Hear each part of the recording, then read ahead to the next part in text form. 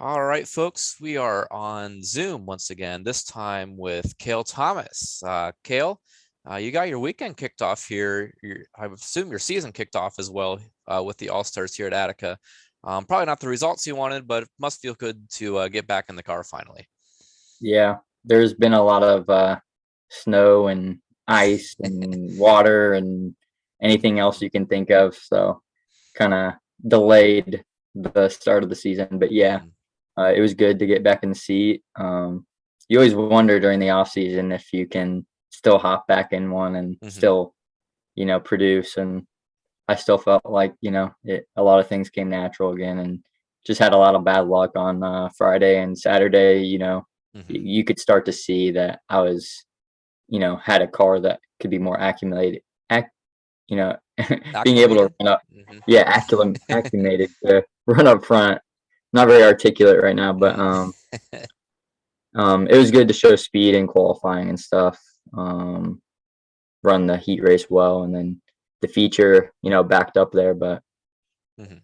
we learned a lot of Mhm. stuff that we need to do different, and got a lot of our problems that we had Friday still bleed into Saturday. So even making the show was a big deal. I think with that many cars. hmm So I actually wasn't there on Saturday. I had tickets to the Toledo Walleye, so that was kind of a prior commitment. But was it different, kind of running during the day, compared to like Friday night, or were they kind of similar?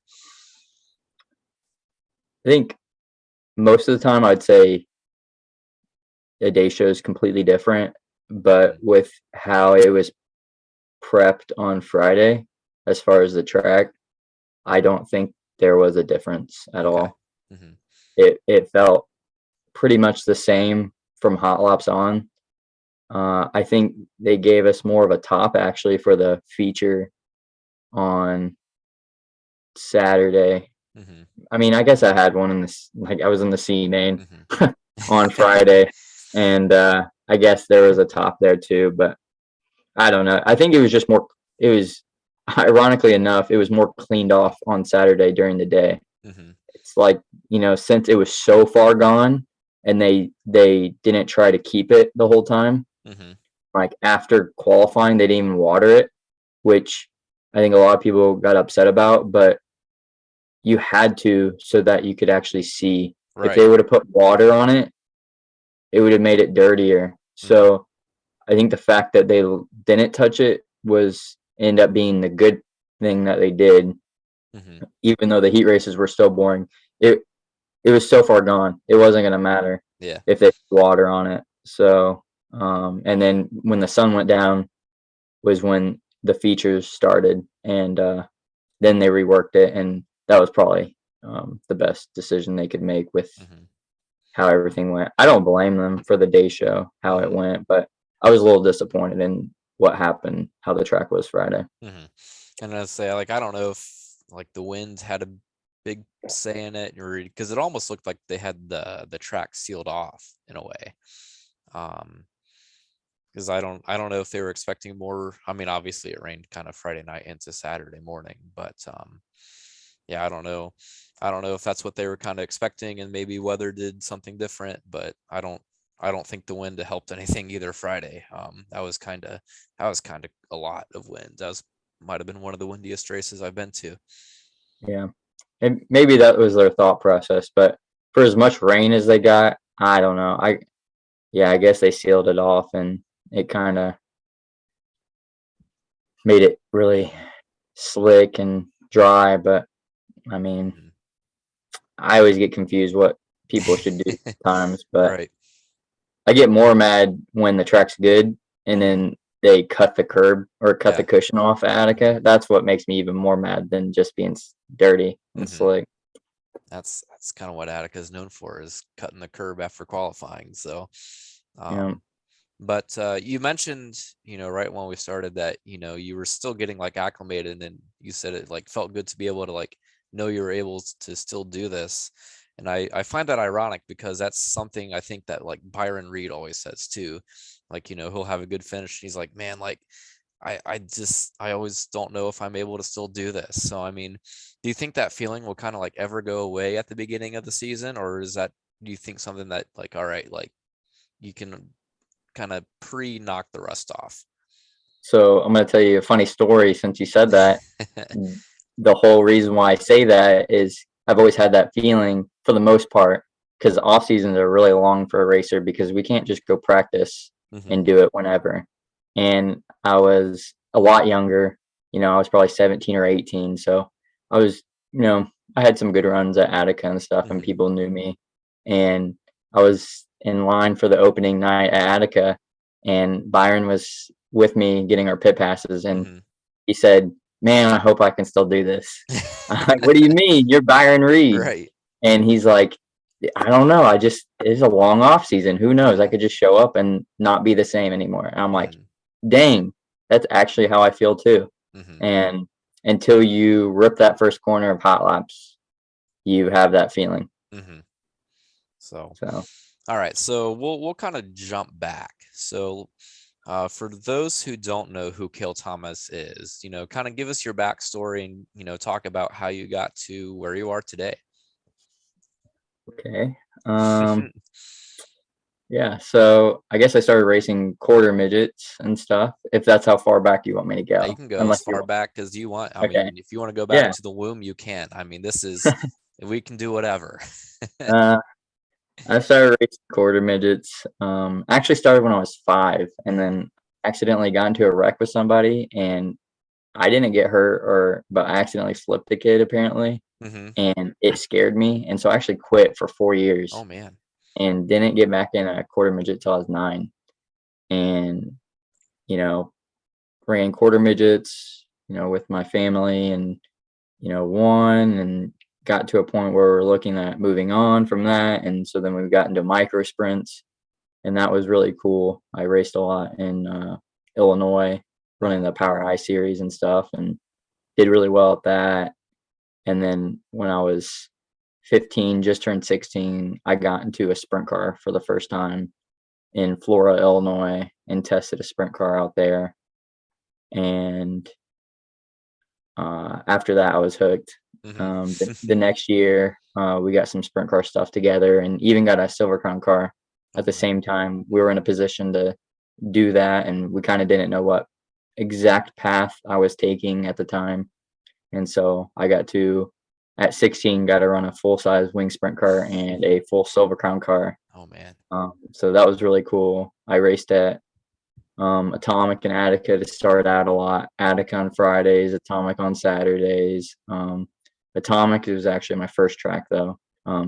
We were like, we had trailer trouble. We were late, and I didn't even ran a hot lap, and I just qualified, and I think I ran 5th in the B main that night. And Hmm. then, but what was really cool was I felt like I really liked that track because it reminded me of a track in Illinois called SIR where I used to Hmm. race micros, and I was really good there. And it's kind of banked like that. And I think I ran hops out in Bloomington after that, and then we went back to Atomic.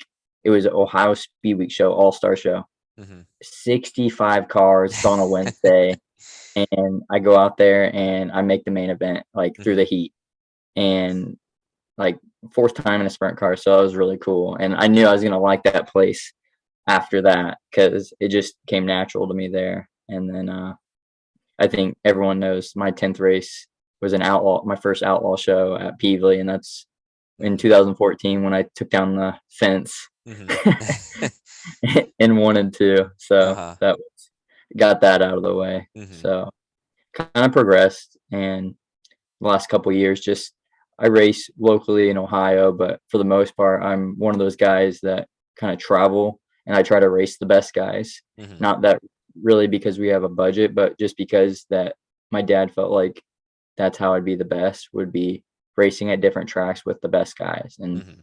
sometimes that hurts me stats wise, but I think I'm more all around a better driver because of it and Hmm. stuff. And last couple years, just been hopping in different rides and stuff like that. Hmm. I mean, I feel like you left out a really cool part with, your Attica All-Star win. I think that was Yeah, 2017. I think it was like over Memorial 20, Day, 2018, 2018. Okay. 2018.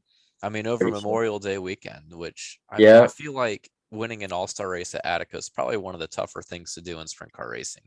yeah. So starting out, Attica was literally my worst track. Like Mhm. I didn't like it. I sucked there. I felt like it was dirty. I could never tell my dad what the car was doing. I can't tell if I'm loose or tight. It's just a weird feeling at Attica, and I you always notice that when you see people for the first time go there. For the most part, Mhm. you can see that they can't. You can just tell how they drive is like they can't tell if they're loose or tight. They can't tell if they need to rip it faster or slow it down, and that's Mhm. what makes that place really tough. But there was one. It was 2017 is when we finally figured it out, Mhm. and I ran the week before. I ran the B main at a local show, didn't make it. Mhm. I ran the C main at an all star show, didn't make it. You know, obviously from the C main, and then the next Mhm. week after that, there was like another all star show or something at Attic, or 2 weeks later, Mhm. and I get fourth in the A Yeah. main, Mhm. and after that, my success there just started blossoming from what we found. And, I opened my eyes and figured out what I need and stuff. And we went there a lot to be able to figure it out. And then, Mhm. so then, yeah, when actually for that All Star race, it was like, I think I raced one time before that. And I just showed up to that All Star race. I just got back from Cambodia Mhm. and I won the All Star race. And I passed Joey Saldana Mhm. for the win, which he was my one of my idols growing up. So it was really cool him shaking my hand and coming down, and Mhm. it was a really good race and stuff. And there was a lot of good guys that was up front. Mhm. It was like me, Joey Saldana, Brady Bacon, Carson Macedo. It was like a cool Mhm. little Oh like yeah. mix of guys that for your first win is pretty big Mhm. deal. Tough crowd to beat. Mhm. Yeah, So. exactly. I mean, the list goes on. I mean, that's when Reitzel was running the All Stars, Corey Eliason. Mhm. I think Bernie's car, the Indy Race Parts car was there. So there's just a lot of people that Oh yeah. showed up for that. Mhm. So, and you even snagged a win last year at Wayne County, I think. I think it was around the 4th of July weekend. It Or was 4th of July, okay.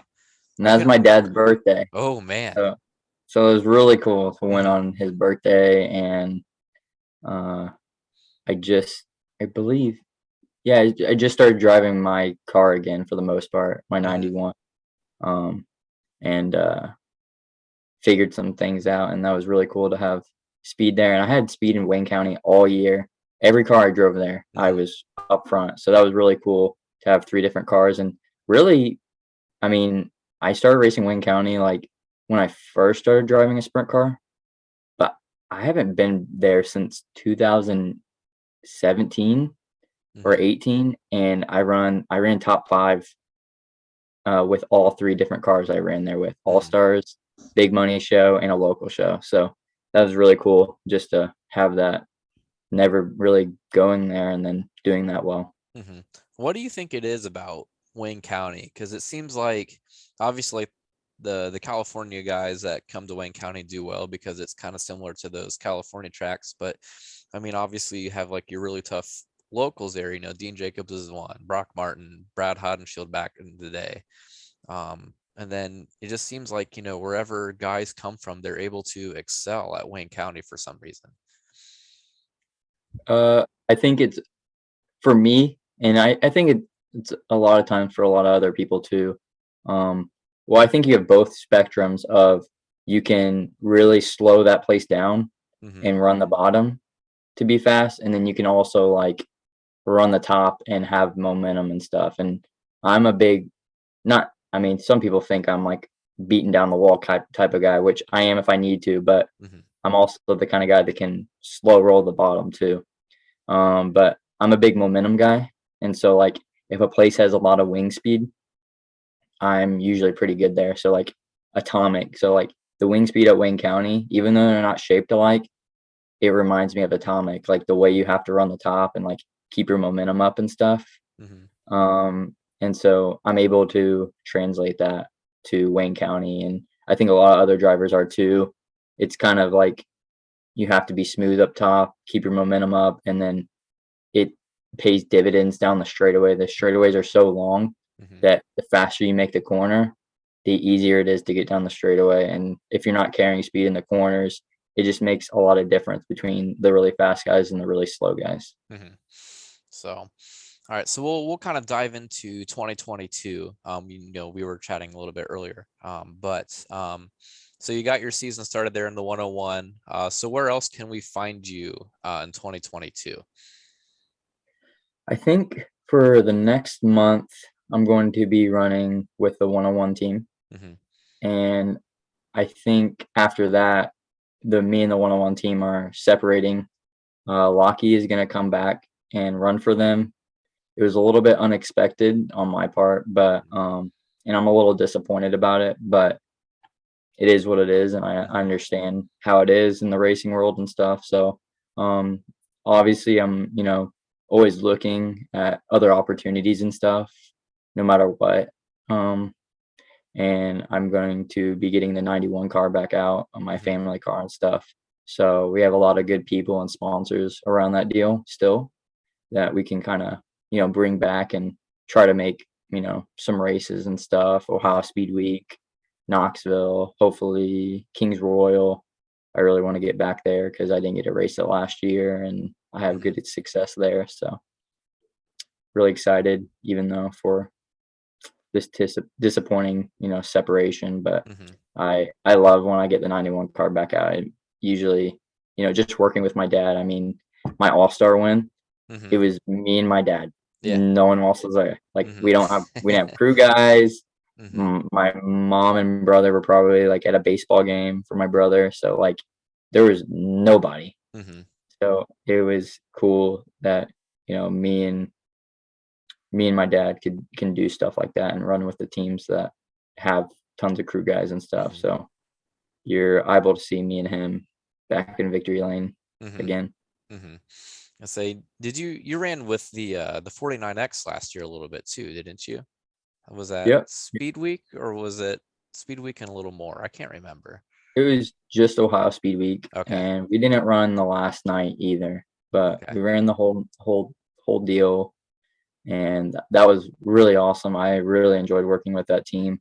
I think they weren't wanting to get as serious as I think I was wanting to get, and so I think they picked up Ian Madsen, which they wanted to run the big races, and Ian didn't have a ride, and I think that makes complete sense. Right.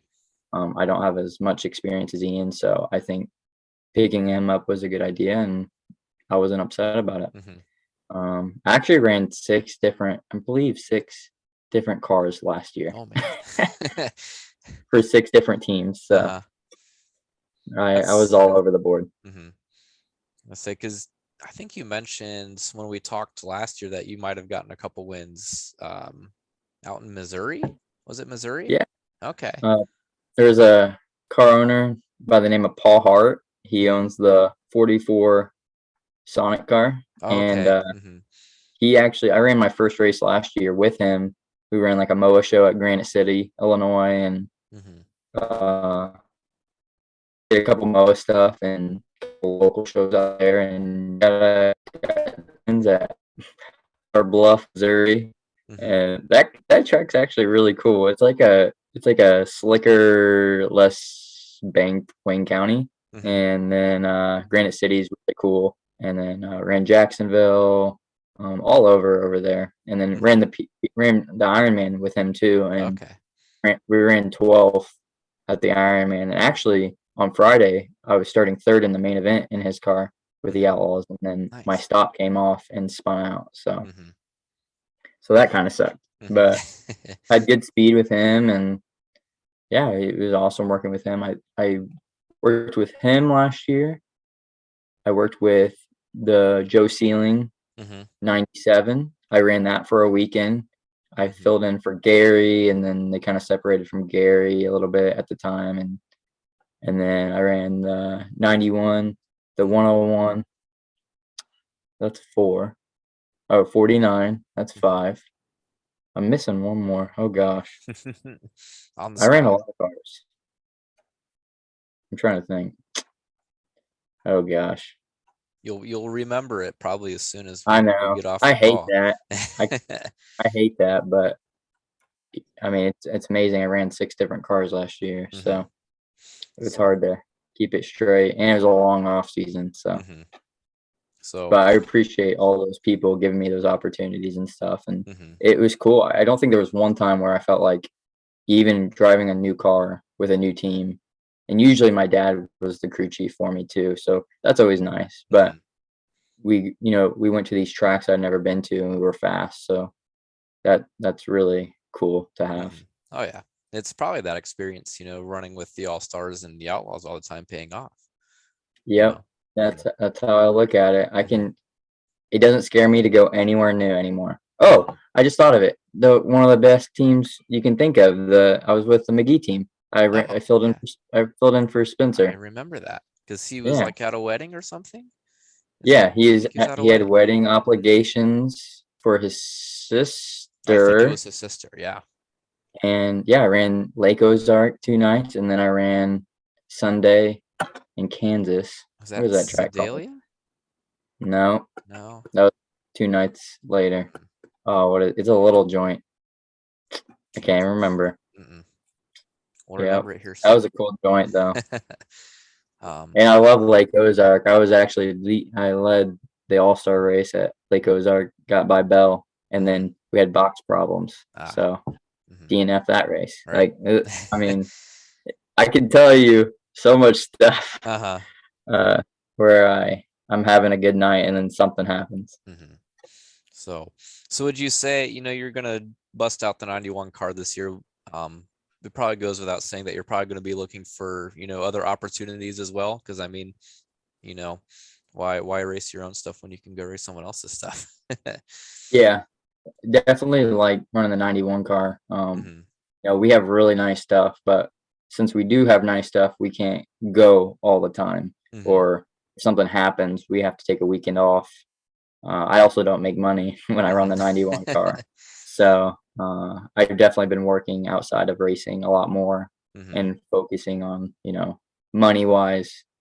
But it is nice to do well in the racing and then driving for somebody and then being reciprocated for it. hmm So yeah, you'll be hopefully getting some offers from teams Yeah. at this point this And you, season, I you would think. be surprised how many people they need a driver. hmm And I've heard, just stories and this person, that person, but they don't contact certain people Right. because they don't want to hear a no.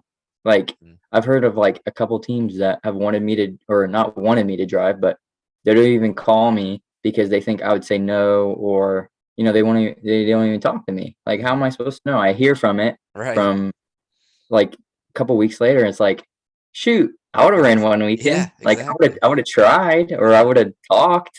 hmm Like I'm not a mean guy, so Right. I'm always down to have a conversation hmm about racing for somebody or building something with someone. I mean, that's you have to have a conversation first, and it's definitely I these teams open up, and you would be amazed how many drivers call those teams. hmm I mean, you're talking tens and tens and almost probably 100 for some of the hmm bigger teams. And sometimes I put my 2 cents in, but um, it's best just to. I've stayed quiet a lot of times, and usually you end up getting a phone call if hmm you're in the hunt in Right. the at least the top 5 for the job offer. So. hmm Uh, I try not to, you know, you talk, but hmm usually they come find you first. Right. So hmm I'm telling mostly it's the Ohio teams. If you need a driver, you can contact me. hmm It's crazy. It's I've the ceiling car and then I guess the 101 now, but no other Ohio team has even Hmm. tried. Interesting. It's really interesting. Yeah, I don't and that's where I'm from. So I've gotten Right. a Pennsylvania ride before I ever got an Ohio ride. I forgot about that. Yeah. That was the Trone car a couple years ago. Yep, 2020. hmm That was a wild year to say the least. Um, Was. so, all right. So, and something else that we mentioned before we started recording was the pass along question. Oh, So okay. our last guest was Blake Anderson, obviously the announcer for the All Stars. So his question for you, and this kind of relates to you always like answering those questions that they put up on the whiteboard during Speed Week, which I Okay. remember seeing Yep. that on Twitter a lot. So Blake wants to know, if it weren't for sprint car racing, what would Cale Thomas be doing like day to day? That's a funny question. Well, I probably would have definitely more likely have been in college. Hmm. And I think I actually wanted to be like something to do with psychology and stuff. Okay, nice. So I was definitely wanting to do something like that. And then if you don't want to go all the way back, and if you want who I am now, if I had to stop racing, Hmm. uh, I am in school to be a personal trainer. Okay. I also am a, salesman for a pharmaceutical company, Hmm. so that's nice. And then also, not that many people know this, but I actually make candles too now. Okay. So, Wow. so I started dabbling in that, and I haven't Uh-huh. really made any like public candles for my company, but I'm Hmm. doing some for a company, and then I'm also doing some for a wedding shower. So Nice. it's really cool, Huh. and I kind of like it. So Hmm. I say I had a friend that started making candles, so apparently it must be like kind of on the up is okay. candle making. So, Yeah, I think it kind of became popular during the pandemic. hmm. Something to do at home and not have access to most things and wanting to make things. Hmm. That's not where my love came for it. Hmm. I've just always liked candles, and I was tired of paying for them. Right. And I was like, oh, I'm just gonna make some, and Hmm. like and then it'll pay for itself in the end. And then I started doing it. I'm like, I kind of like this. I'm Uh-huh. like, and then everyone else seemed to like them too, and thought I could. I've always wanted to start my own business, and uh, I just started doing it. Hmm. And word of mouth is a really effective tool. I've never even had Hmm. to really post anything besides my Snapchat stories, so Right. it's kind of So, just worked out. how do you make a candle? This is something that I have absolutely no experience with, so Oh, I want to hear it, it. How do we make a candle? okay. Well, a lot easier than you think, but there's also a science to it. So I guess I do math every time I make them. So Hmm. thank you, Blake, for the question. I guess those all-star questions do pay off. But Hmm. usually you have your wax, and you have let's just make it basic. You have your wax chips, you have your vessel, so the glass Hmm. container. You have your wick, you have a little sticker that goes to the bottom of the wick. You center it up, Hmm. and then you actually have to make a double boiler for your candle. So basically, I'm putting the candle wax in a container. That container goes into a pot of water, and I boil the water, but the Hmm. water doesn't touch the wax. Right. So it's a double boiler. So it melts the wax. I melt it to about like 190 degrees, and then you make sure to stir it. Then you can take it out.